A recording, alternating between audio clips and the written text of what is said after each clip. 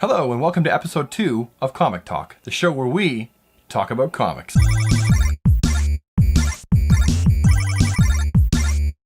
Now the issues we're going to talk about today are going to be Superman number 21 and Trinity issue number 8. Now here we see the cover for issue number 21 of Superman, and it's a beautiful cover done by George Jimenez. The only problem is it's kind of like a YouTube clickbait thumbnail because Superman and Superboy don't fly together. Indeed, Superboy doesn't even know how to fly yet. His powers are being held in check by a mysterious force, as we'll discuss on the inside of the comic. Now, the opening sequence of the comic book is a little piece of John Kent's imagination where he's imagining himself flying just like his dad. And I think it's kind of cool that John has a Superman action figure of his dad. How cool is that? I wonder if my kids would ever want to have an action figure of me or not. Probably not. Now, Damian's had a sleepover at the Kent's house with John, and he slept on the floor, which is kind of strange to see a character like Damian just in like sleepwear doing things that a normal kid would do. He is, after all, Damian Wayne, Batman's son, a trained assassin. Anyway, it's breakfast time, so they're going to go downstairs and have breakfast with Lois and Clark, and they realize that Bruce isn't there, and Damian starts to wonder where his dad is, and everyone kind of wants to go find him because he's usually back by the morning. It's kind of strange behavior on the part of Batman. Now, there's a knock at the door at this point, and it's the Kent's neighbors, Brandon and Kathy. Little Kathy, old Brandon, the farmer, the milk farmer who owns all the cows down the street.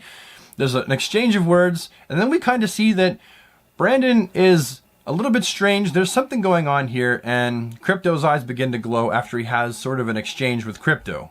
After that, we see Damian and John sitting on Superman's back as they go out for a fly to try and find Bruce, who they can't find anywhere. And I'm talking Damian is scanning with every piece of technology that he can find in his utility belt. And we have John, and he's listening for the heartbeats, and they can't find Batman anywhere, which is really strange. And Damian's beginning to get worried.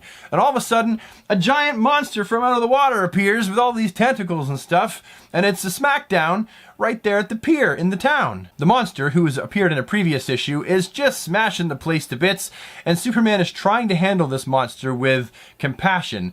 Meanwhile, the town is getting all mashed up. The boys have been told sit tight, but they skip into action, and it all kind of ends up with Superman's way of dealing with it by dropping a Ferris wheel on this monster back in the water, not being quite enough. He might have been too light-handed with this creature, and Superboy ends up blasting it with his heat vision, and the town thinks that Superboy is the hero for using less restraint than Superman.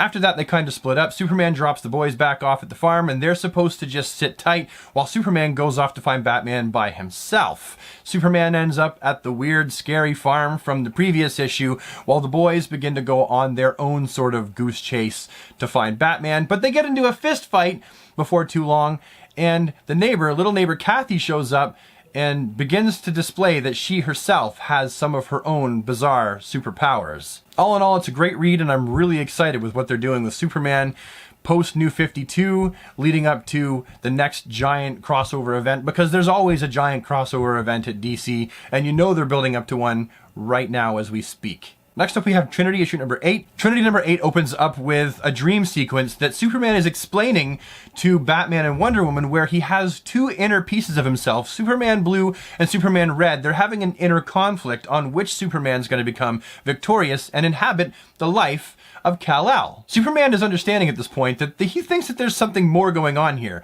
that this is going to be something that not only affects him, but affected the entire world. And he figures that there is someone or something toying with himself, and he has an idea of who it is. It might be the hooded character who he met previously. Now, they decide they have to keep this quiet from the rest of the Justice League, because if the rest of the League sees it, they're afraid that it will tear the League apart. They can already actually feel that there are tensions building between themselves just on the knowledge that Superman is giving them of these dreams. As a lifelong Superman fan and a DC fan in general, I gotta tell you, I'm completely stoked with what they're doing with the Superman family of books. The Superman canon is undergoing a massive amount of excellent storytelling right now. We have the Super-Man, we have what's going on with Supergirl, and then we have what's going on in the immediate Superman books. I gotta tell you, I'm tickled. I love the fact that they're developing John's character. I love the fact that we get to see Superman and Lois in their paternal roles, and I'm really loving the fact that we get to see how a super dad handles a super son. I think if any character in the DC universe should be a dad and should have those avenues of storytelling examined, it really should be Superman. To me, it's the logical end that Superman would be a dad. and a husband and try to balance family life together with superhero life. And I can't wait. I just can't wait to see what they're going to do. These comics, both of them, automatically I give them a solid 9 to 9.5 because I can't think of anything about them that I would change. They're going in Canada for about $4 an issue and $3 an issue in the States, and I highly suggest you pick them up and don't miss out on these two pieces of excellent storytelling.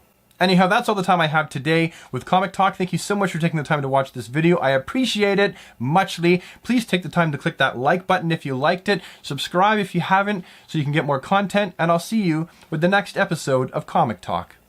Bye for now.